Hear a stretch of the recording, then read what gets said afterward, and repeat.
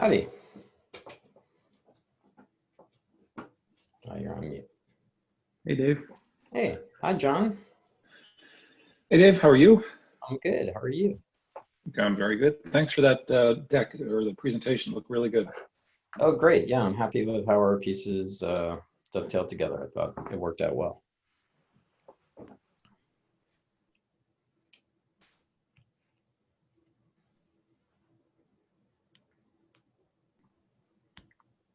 So you said you disabled the waiting room, Dave, so everybody Yeah, should be able to just come right in. Okay. yeah, I think it's good for people to just be able to come in and um, John found his way in, so hopefully it was clear enough. If I can find my way in, anybody can. So. Okay, good. So yeah, hopefully people won't be confused about the link.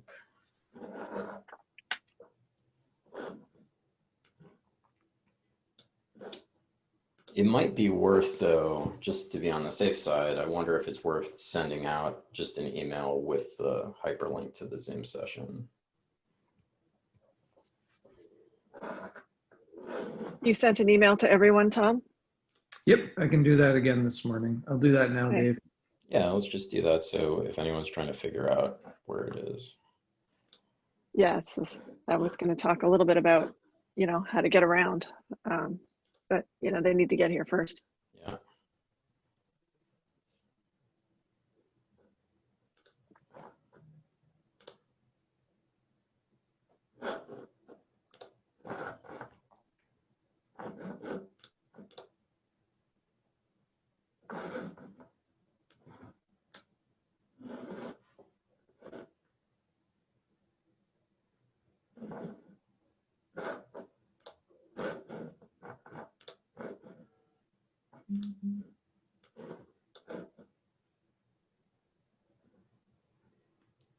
Seems like we have lots of people recording simultaneous.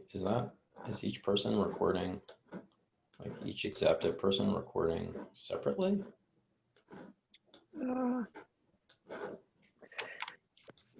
We were made co-hosts, so.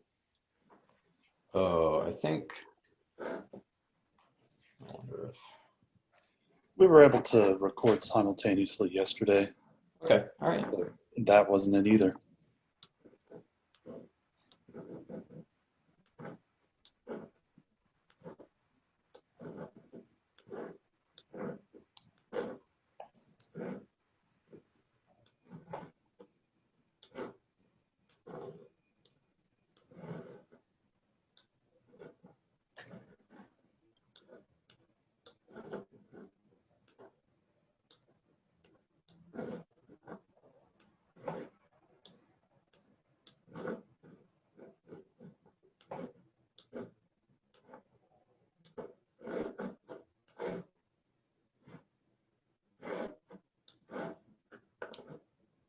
Welcome to those of you that have joined. We're gonna wait a few minutes to let everyone filter in.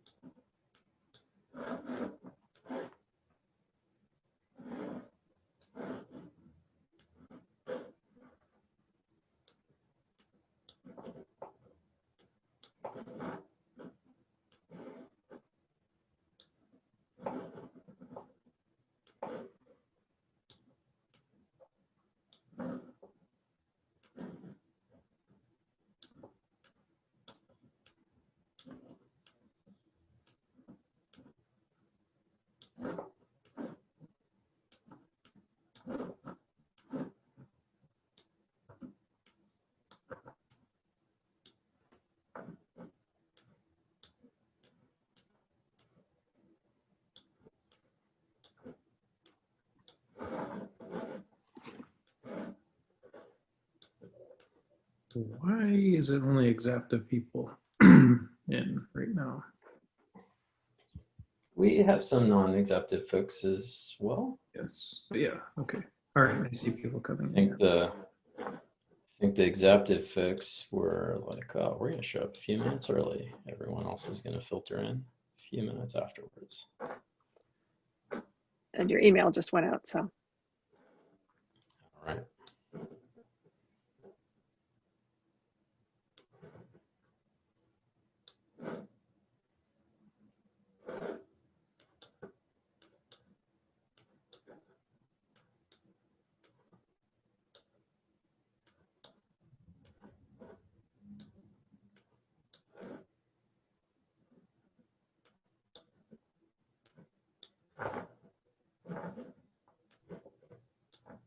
For those of you who've just joined, we're going to be starting up in a few minutes. We're going to let more people filter in. Welcome.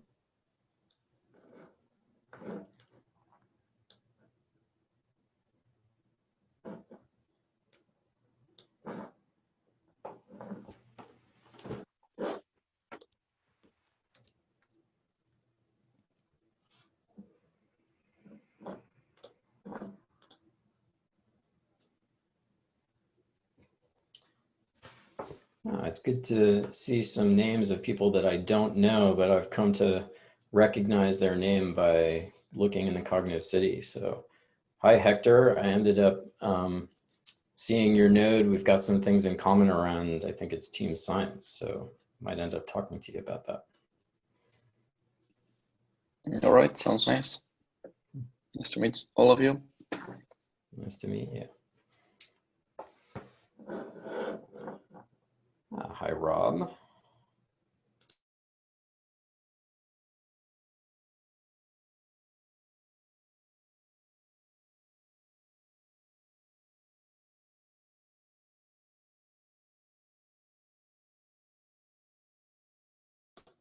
We're going to start at 10 past to let people filter in, get their morning cup of coffee.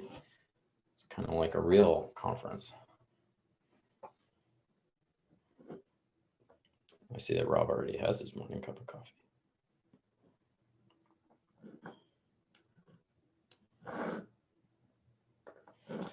Maybe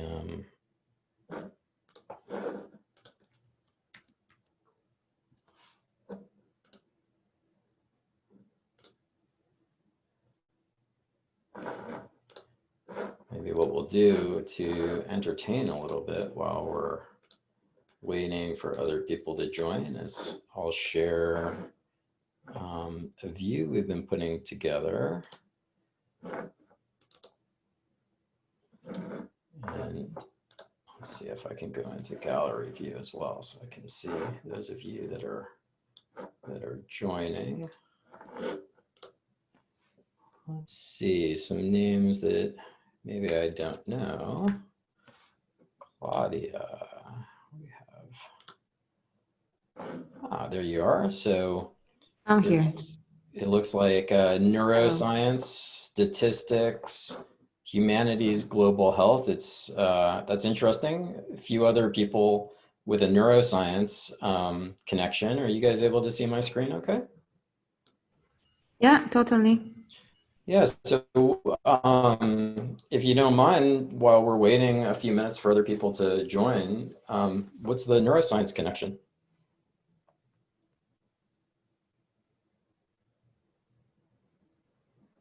Oh, did Claudia get? Should I start? Sure, yeah. Yeah. We're just making some Okay, small perfect. talk while we let the late people join.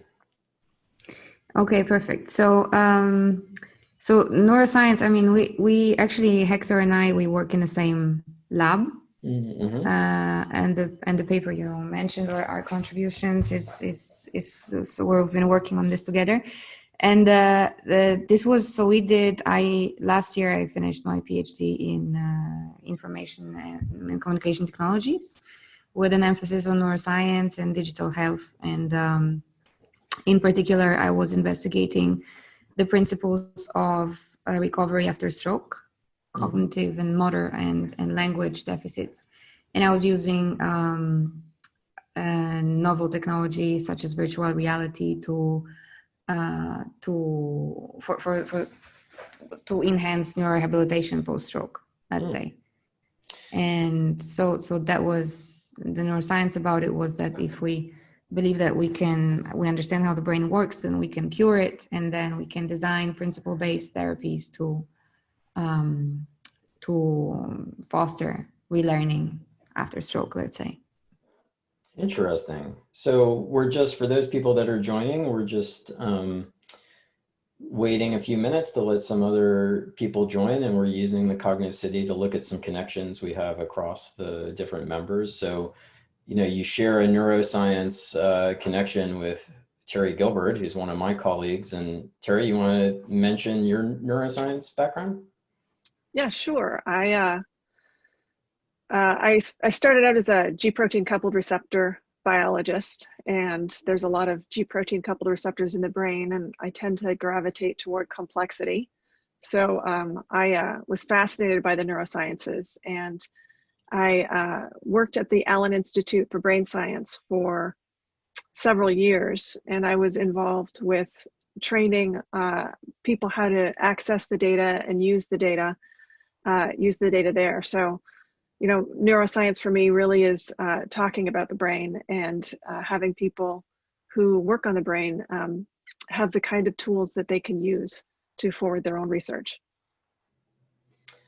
Hector, I'm not going to call on you yet because you ended up being in my talk. Actually, you'll see where you show up. You were one of the names I grabbed when I was exploring the network. Let's look at some other names of people I don't know that just came in. So let's see. Michael should be here somewhere. Oh, okay, just came in. You must have just registered. We don't have any data for you yet, I don't think. Let's see. Nope, not yet. How about James Kendrick? Saw that name pop up. Oh, I gotta.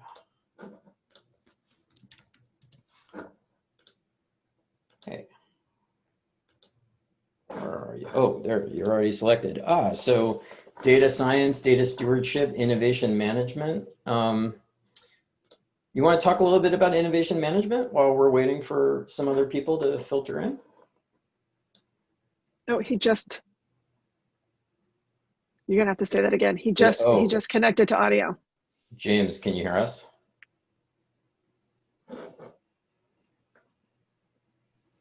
Oh, there we go. Can you hear me? Oh yeah, we can hear you.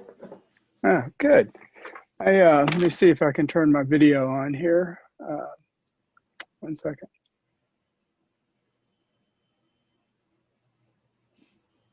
We'll get started in a couple minutes. It looks like there's still a few people joining, so we'll give them a chance to find the link and make their way in. There you go. Yeah. You don't have a very pretty background for me, but I guess that's the way it goes. I was looking for a way of blurring the background, but I can't find one on Zoom here. You can do lots of fancy background stuff, but speaking of background, what's your background in innovation management?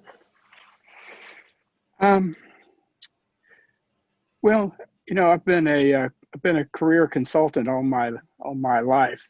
You know, from early Ernst & Young days to Anderson Consulting, Accenture, and so I guess I think of innovation as being part of my career. And I don't know that I would consider myself a innovation executive per se, but to me the whole idea around innovation is you know.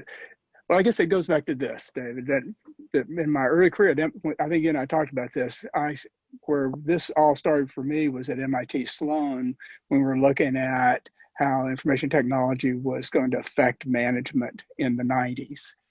And ever since that time, my career has been focused on where is technology going and how is it affecting business and opportunity and value.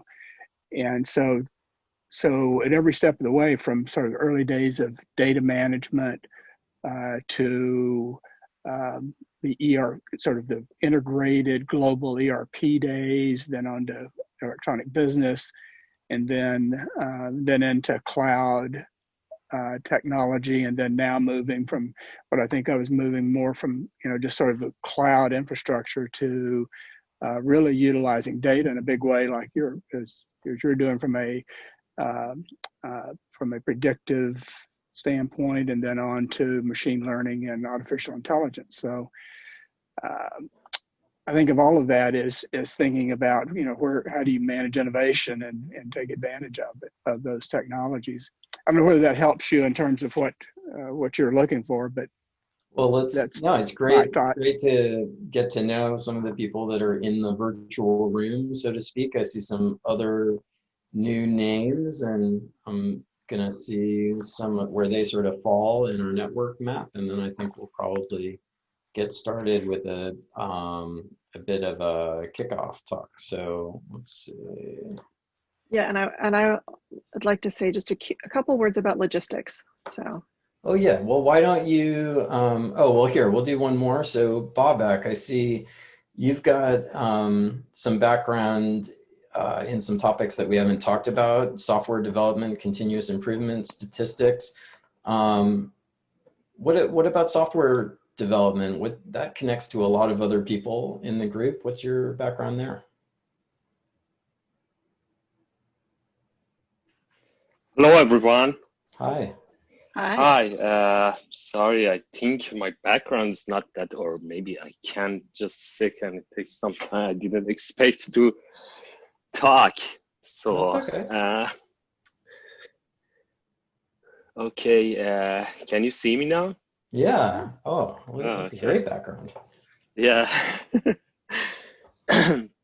So actually, my background comes from very different sides. I have my original background. My undergrad is in civil engineering, but then I happened to work in IT and working for different programmings, like starting with Fortran and then going to more statistics, doing R, and then doing Python works. Like the most one, and also at the same time working for different applications. The most recent one, which I can right now point into that, which I'm also going to expand on, that is a kind of platform for response management for COVID, which is kind of a dashboard, but it adds other layers into that to make it more ready for response management. Like, for example, having the whole system of data of hospitals in the area, or the number of care facilities in that area.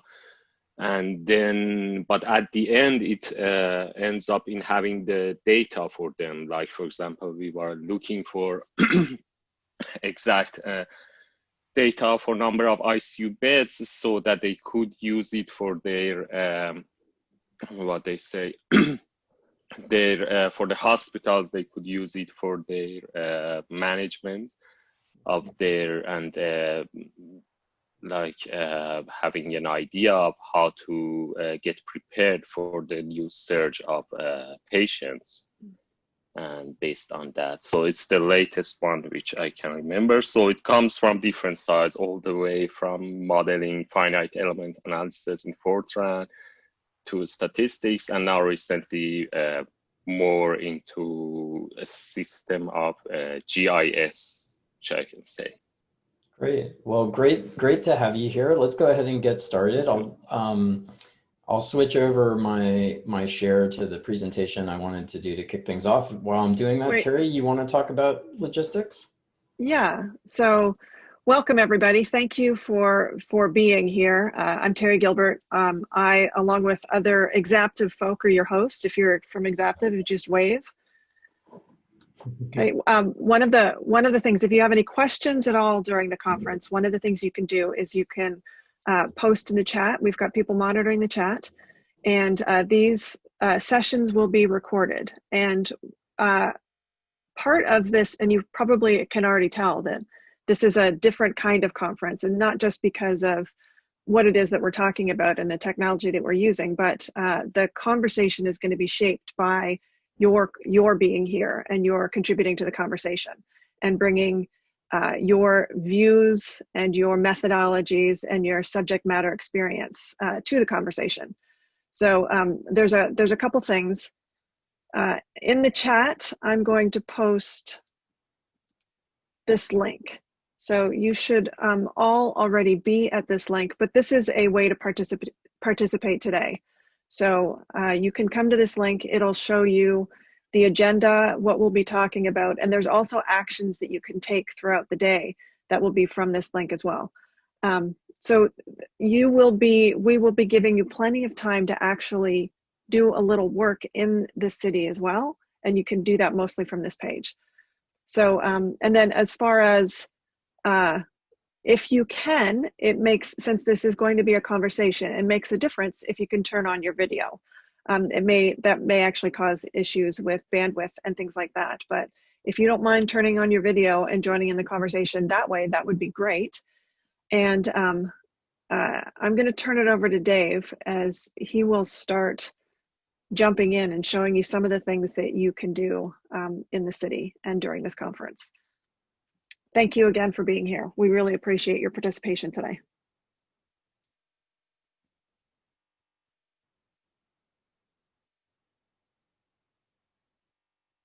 All right, so hopefully you can see my title slide. You know, I realized that I didn't spell kickoff correctly, but I was just typing so many C's, I couldn't stop myself. I wanted to keep the C's going. And I also thought it was important to point out that the idea behind this conference is that it's a combinatorial conference. And I'll talk about what that means in the presentation. One thing that Terry mentioned is we are recording, and part of that is because we want to be able to take snippets of these recordings and combine them in ways that will help to foster collaborations, help to bring other people into ideas that get generated. And so if you're uncomfortable with this being recorded or your contributions potentially being recorded through Zoom, that's going to be going on throughout the day. So, you know, consider that your warning that we'll be doing that with all of the sessions. Let me tell you what I mean by combinatorial conference. So this is the conference page that Terry just sent you a link to.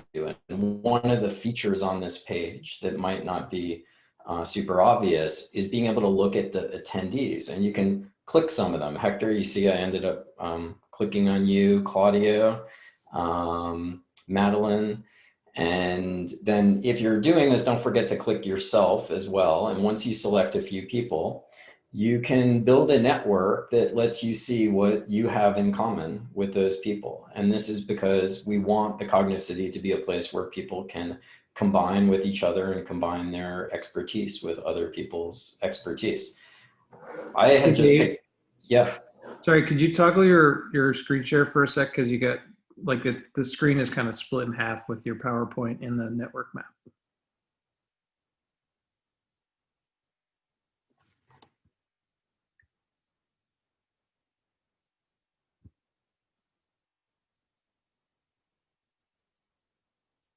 It's just a Zoom problem. There you go. Thank you. Okay. You guys can hear me and you can see the whole thing now? All right. Yes.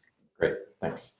So, yeah, so what I was saying here is that I can now see that I have some things in common with some of the other people that I selected. So I see that I've got something in common with Hector on team science. I've got something in common with Madeline on innovation management. And then I picked a couple other names, Jay, and let's see who else, Claudio. And I noticed that I don't have anything, I'm not at least explicitly connected to these people right now, even though when I was looking at what Claudio entered, humanities as a methodology, data sharing from Jay as a methodology, I thought to myself, oh, I really should be connected to those concepts. So let me show you that it's pretty easy to update the way you connect to people. You just go into your profile. I added humanities, I added data sharing as methodologies in my profile. And then I just hit the back button, and you'll see that now this is going to refresh. It's going to pull in the new methodologies that I just added to my profile. And you can see that I'm now connected to Claudio on the humanities and Jay on the data sharing side. And this is really the idea between trying to create a combinatorial environment. Each of you bring this really diverse set of expertise, subject matter experience, methodological experience, and we want to create an environment, in this case a virtual environment, which is especially important in a COVID-19 situation. We don't have our kind of physical collaborative environments. We want to create a virtual environment where you can combine, and you can combine your expertise and your ideas and move projects forward.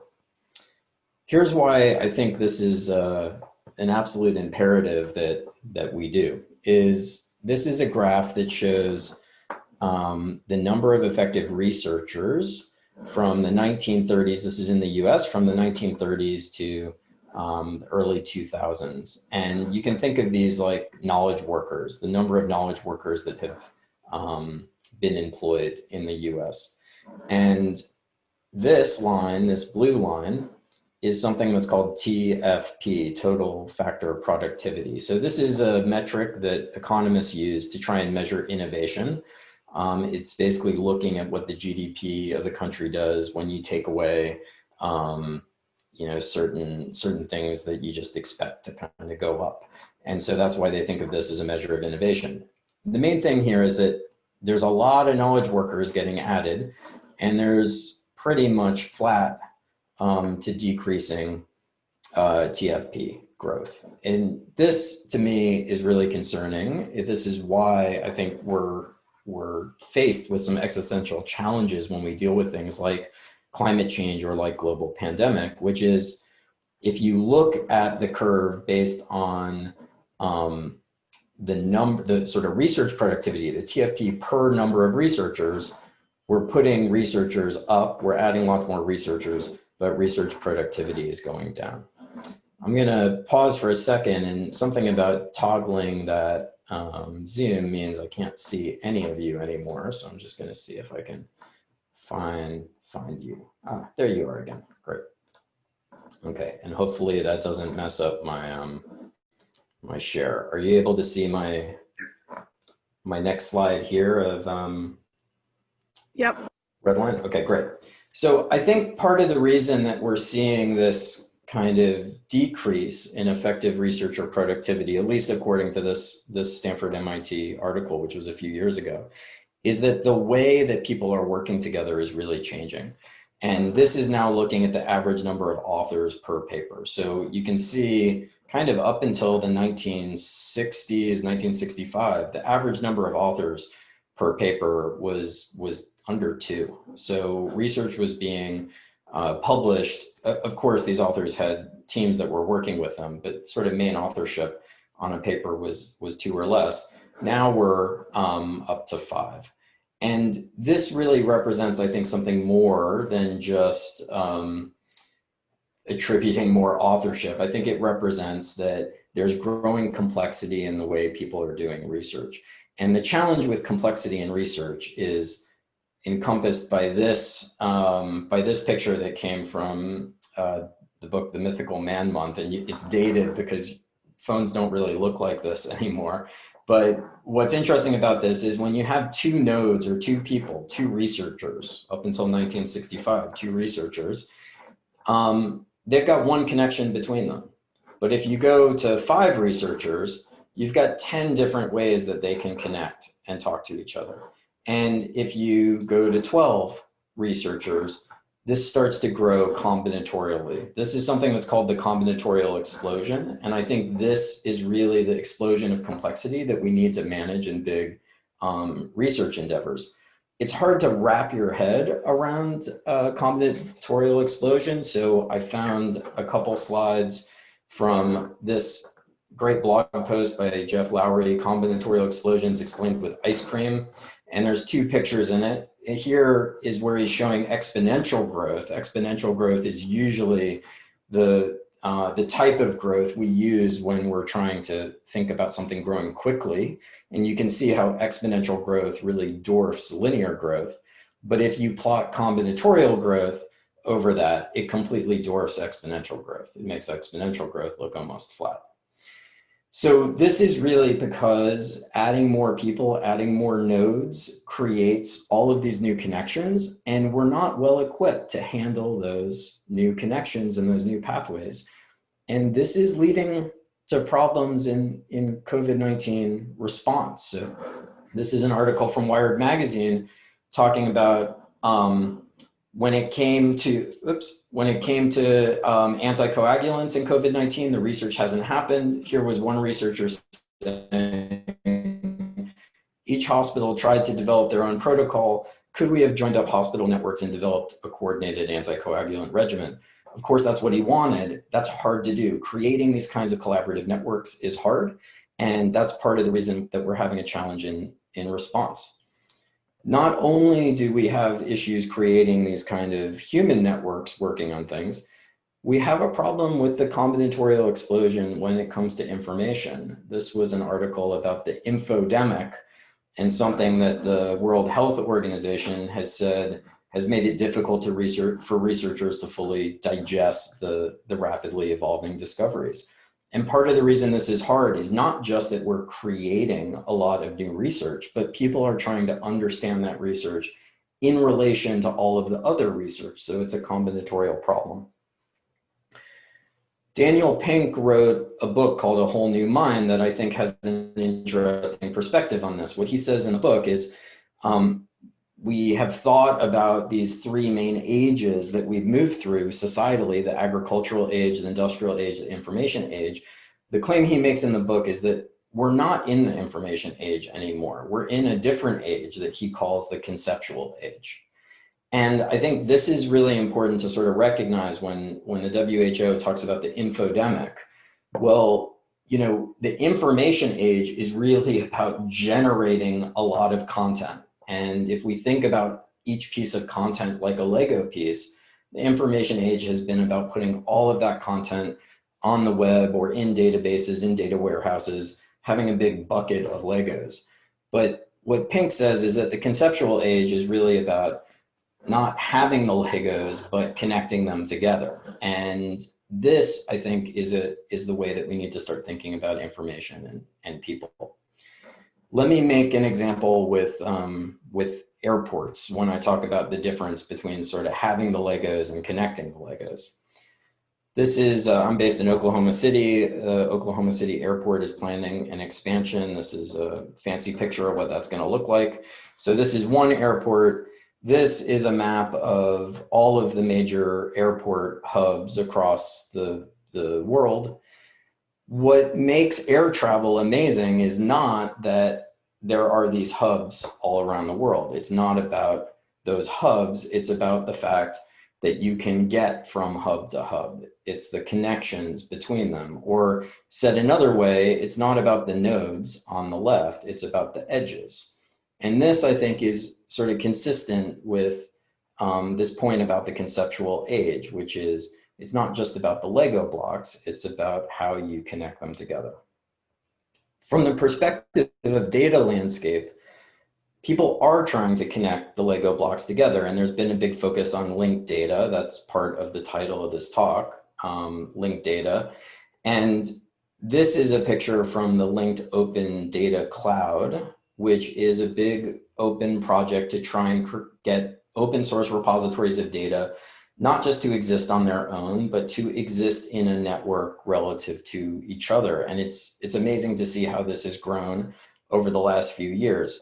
But when I look at this, I have one issue with this picture, which is it's a picture that's exciting from a network perspective of data, but it doesn't have any people in the picture. And I think that it's important to recognize that ideas don't come from data. Ideas come from people, hopefully armed with data. So this is missing an important component.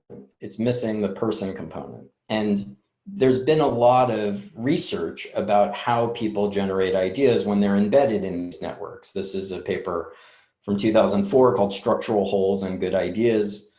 What's a structural hole? A structural hole is looking at a network that has different subgroups, and a person can plug one of those structural holes and broker information across different parts of the network.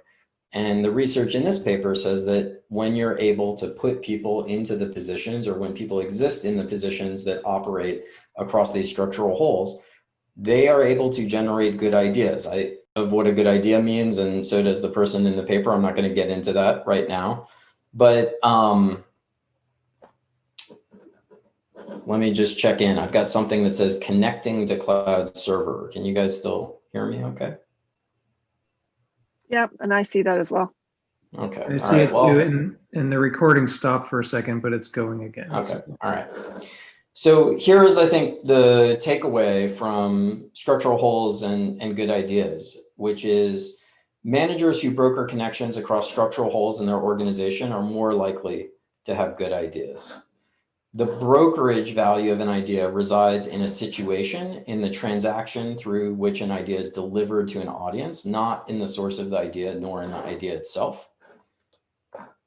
People with connections across structural holes have early access to diverse, often contradictory information and interpretations, which gives them a competitive advantage in seeing and developing good ideas. So sometimes we think about contradictory information as being to our detriment, but the point of this paper is that sometimes it's in those contradictions where the innovations can emerge. And ultimately, this paper says this is not creativity born of genius, it is creativity as an import-export business. And in a way that takes some of the mystique out of creativity, but it takes it out in a way that I'm really excited about, because I think it's very hard to scale genius. I don't think it's very hard to scale import-export businesses. And that's what we're trying to do with the Cognitive City. That's what we're trying to do with groups like this and conferences like these. So on the right, we had this picture of linked data, and I said the problem with it is that it didn't have any people. On the left, we have this network where all of these nodes represent people like Robert and James. The problem is it doesn't have any data. So this is the main conundrum I think we're faced with, is that we're getting good at building networks of people, building networks of data, but we're not getting that good at building aggregate networks that combine people and data. So this is the experiment that we're all participating in the Cognitive City, which is pulling together networks of people and networks of the data that they have access to, the skills that they know about, the lenses and the vehicles that they bring to particular problems. And what this does is exactly what you can see on the screen. It increases the scale and the complexity of the network very quickly. This is why networks tend to get called hairballs when they get like this. And I think it's easy for us to try and shy away from networks when they become this big or this complex. And this is even a small number of people. It's the combinatorial explosion that you're seeing that's making this so messy. What I want to suggest is that if we, instead of turning away from this kind of messiness of these networks, if we turn into it, there's a lot to be learned.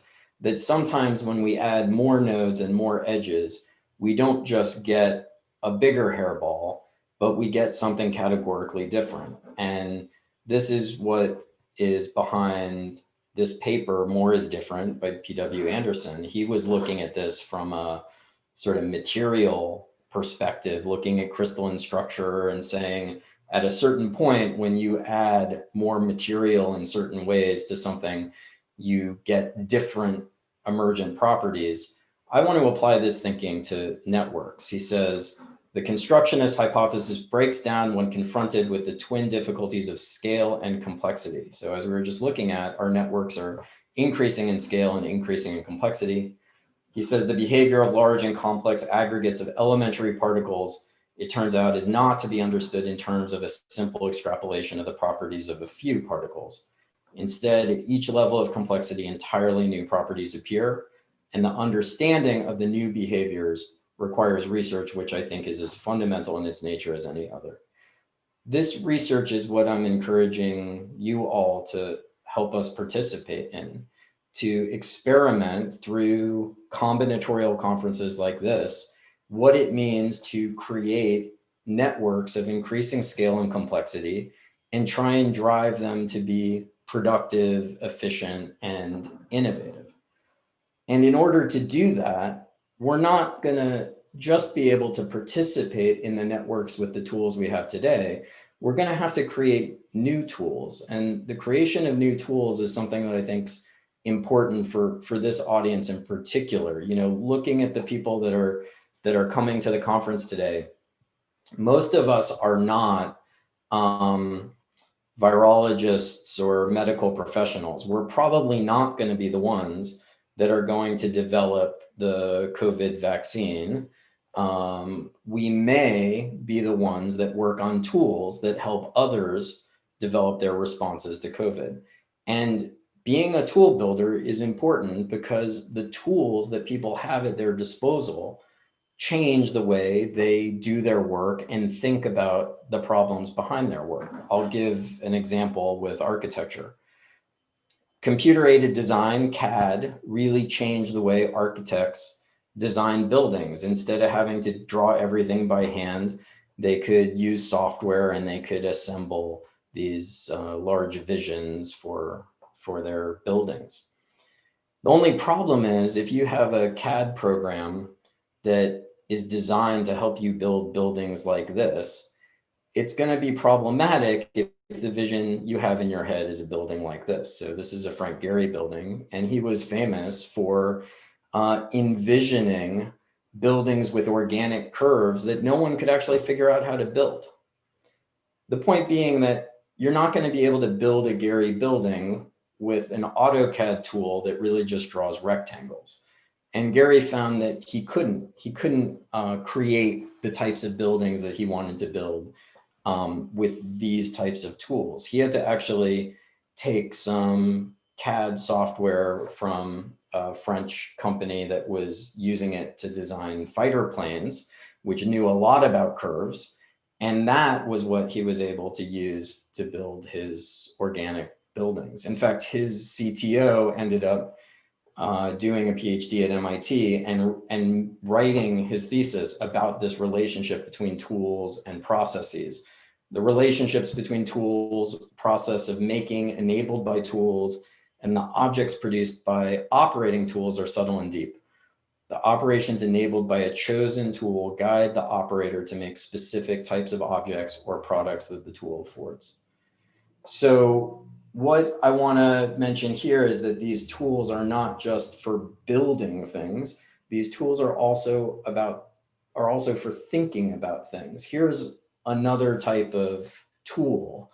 This is not a tool in the sense of a software tool like AutoCAD. It's a tool in the form of a diagramming technique. It's a Feynman diagram. It was developed by the physicist Richard Feynman.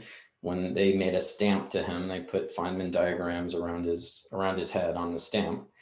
And he was really passionate about this idea that the tools that we use for thought are not just capturing our thinking, they're actually helping us think. They're mental prosthetics. In fact, he got interviewed by Charles Wiener in 1973, and this was, I think, a multi-day interview. At one point, Wiener said, we dug up 4 notebooks, and this represents the record of the day-to-day work. And Feynman took issue with this. He said, I actually did the work on the paper. Wiener said, that's right. It wasn't a record of what you had done, but it is the work, which wasn't Feynman's point. Feynman said, no, it is the doing of it. It's the scrap paper. And I find it interesting that Wiener kind of wouldn't let this go, right? He said, well, the work was done in your head, but the record of it is still here. And Feynman was insistent. He said, no, it's not a record, not really, it's working. You have to work on paper, and this is the paper, okay? And at that point, they dropped it. This to me is really important because, you know, Richard Feynman, who was so adamant in this exchange, he was so adamant that paper and pencil was a mental prosthetic. It was a tool that helped him do the work. He ended up winning the Nobel Prize, not just for the physics that he did, but for the paper and pencil technique of the Feynman diagram that helped other physicists do physics. When he accepted his Nobel Prize, he said, having fashioned tools to make access easier to the new level, I see these tools used by others, straining their imaginations against further mysteries beyond. This, to me, is the call to action for us and our group. We have to make the tools, the software tools, the conceptual tools, the process tools, the interpersonal tools. We have to make the tools that are going to allow us as a society, as a global society, to tackle the scale and complexity of the problems that are facing us, like COVID-19. And, you know, we don't have to win a Nobel Prize, but we do need to cure COVID-19. And so it's a real mission for us. And I think Feynman showed us 50 years ago that these types of tools can have real impact in fields, can have real impact in progress. And now it's our opportunity to think about how we create the next set of tools. So what I'd like you to reflect on maybe is how the thoughts that might get generated over the next couple hours, whether it's the thoughts that maybe just percolated up for you based on the talk I just gave, or whether it's thoughts generated by some of the lightning talks that got posted or the other presentations that you may have watched earlier today or will watch later today. I want you to think about how we capture those and make sure that they're not just ephemeral and vanish after the conference is over. We've made some tools to try and help make that possible. So I'm gonna show a little video here on the conference page, which is sort of your home base for this conference. You can add a spark on any session or on any talk. And a spark for us is, you know, we don't call it an idea, we call it a spark because it doesn't have to be a great idea. It's just the beginning of something. And once you load this up, you can enter a name and a description about the spark. As long as you launch this from the conference page, it'll already have a link to whatever talk inspired it. And then you can see this slider down here. If you enter it and then you think, it's not really such a great idea, go ahead and mark it as a cold spark. If it's something that you're excited about, then you can mark it as a hot spark, or you can leave it in the middle. So what I'd like you to each do for a few minutes is first just pause and reflect. I'll turn off my screen share. Pause and reflect on anything that I said that maybe generated thoughts for you, and see if you can go into the Cognitive City page like I just showed. Let me just show it live once more.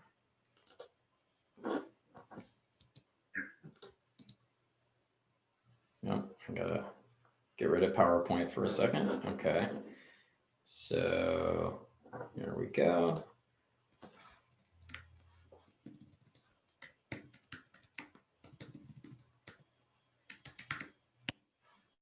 So from the COVID-19 Cognitive City, you'll get to your homepage by default. It looks like we updated this image. So now instead of saying learn more, it says enter. That's great. It's a little bit more intuitive. So you click enter and you'll be able to add a spark on any of these topics. But why don't you take a minute, see if you can enter one thought, one spark related to what you just heard. And then we're gonna talk about it for a couple minutes, and we're gonna see how those ideas might combine in the group of people that we've got assembled. So I'm going to give everybody 5 minutes to see if they can enter a brief spark.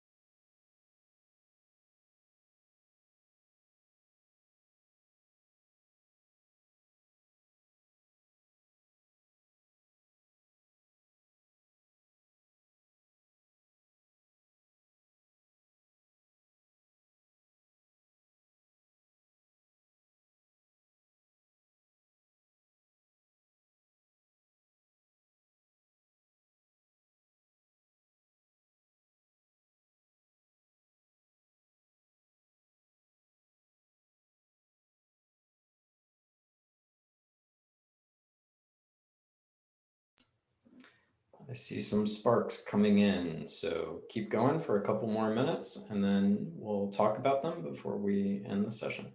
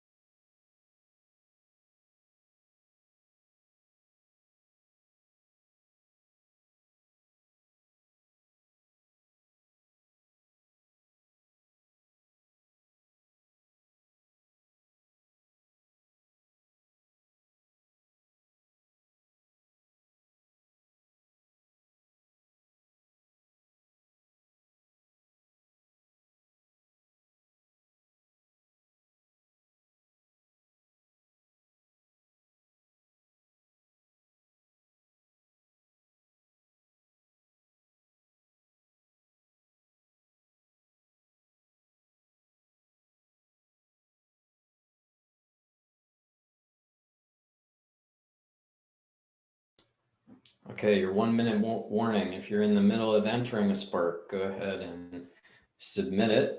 And I'm going to pull up a view to let us look at the Sparks that we have.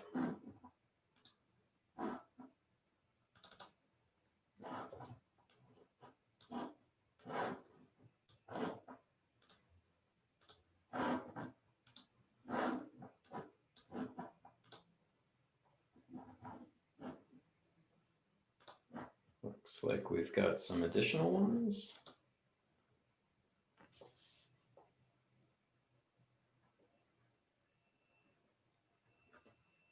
Okay, pencils down. Let's see. I'll do one more selection here. Let's see if there's any last minute ones that came in. Looks like one more.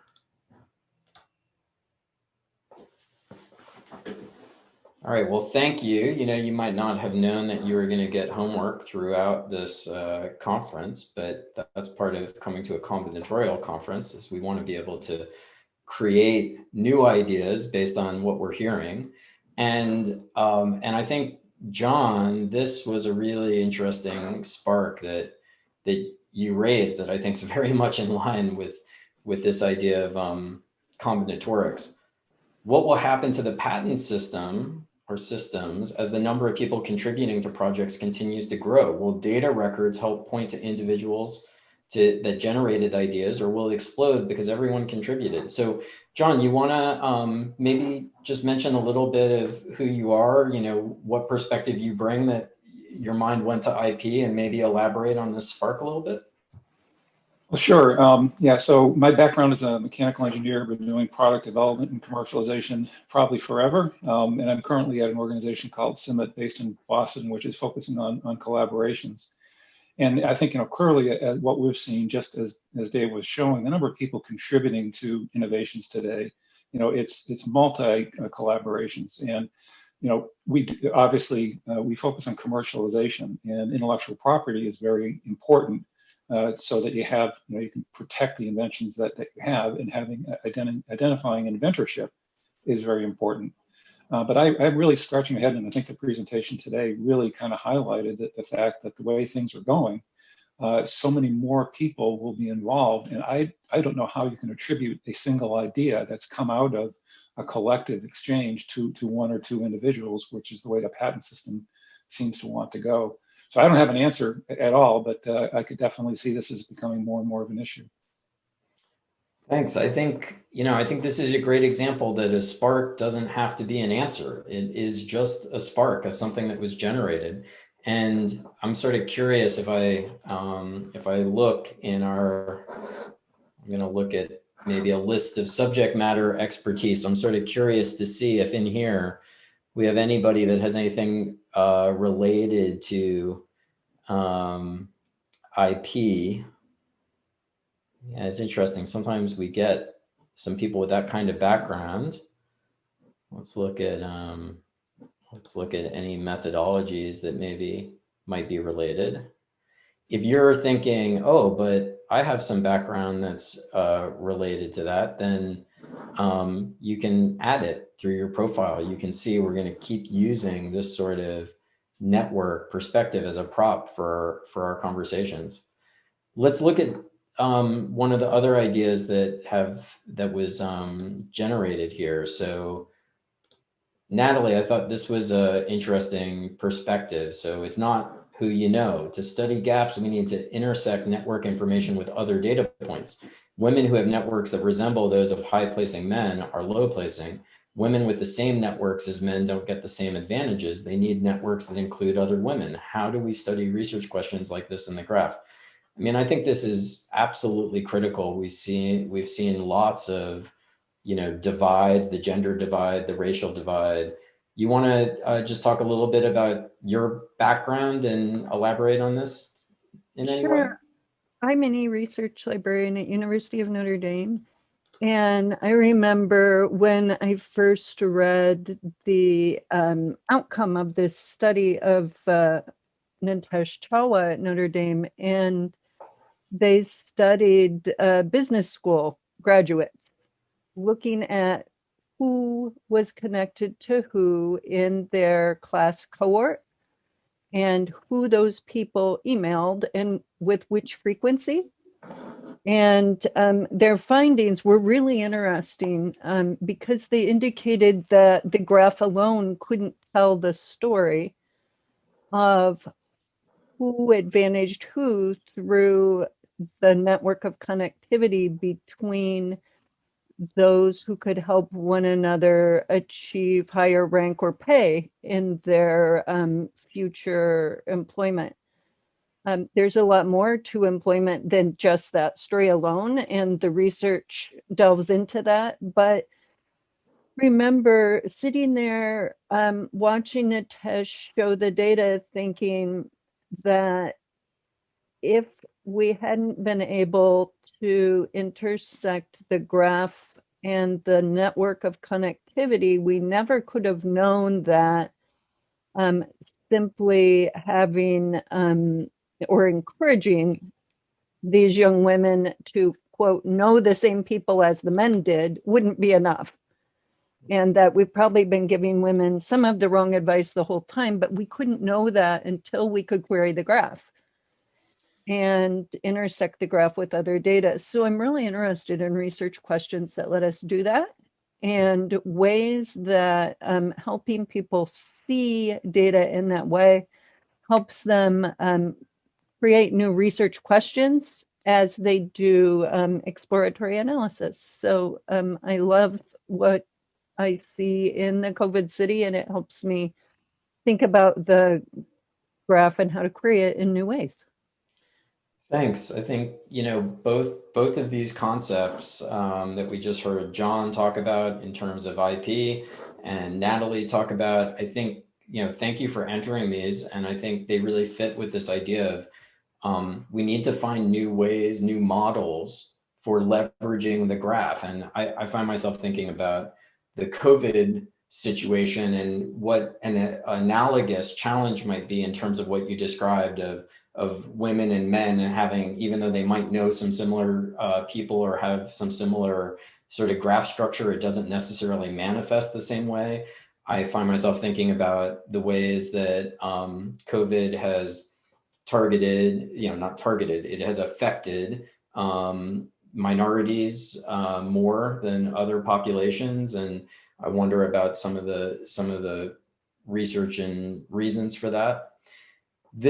We're going to pause now. It's at the top of the hour, but this mode of conversation is what we're going to do for the next session. I'm going to continue to facilitate, but we're going to drive conversation not around the talk I just gave. We're going to drive conversation around the lightning talks that are available for you to watch. So we have a number of lightning talk nodes. They're only a few minutes long. If you were able to watch them prior to joining, that's great. You're sort of ready to discuss them. If you haven't watched them yet, then go to the homepage and not that homepage, go to the homepage, enter the virtual conference, and you'll be able to see so what we're going to do is take a 10-minute break. You can, get some more coffee, use the restroom, but you can also watch 1 or 2 lightning talks in the 10-minute break and add a spark or 2. And we'll come back at 10 past and we'll focus on a conversation around the ideas that get generated and try to not just listen to each person's individual spark, but start to see if we can combine some of the ideas together. So I hope you enjoyed. Yeah. And Dave, before you go, just point to the top button in the corner. So when we come back, there's a join session link here. We emailed that to you just now as well, but this is how you'll be getting into each of the different sessions. So click on join session once you've gotten your coffee, entered a couple sparks, watched a video or 2. And when you enter your sparks, also don't be afraid to add some keywords or methodologies to the spark, because what those are going to do is they're going to connect the idea you had to some of the other people in the group. And then that's going to help us facilitate the conversation. So it's a couple minutes past. So why don't we come back at 1/4 past? That gives you an extra couple minutes to watch the lightning talks and enter some sparks. And I'll talk to you more then. Thanks.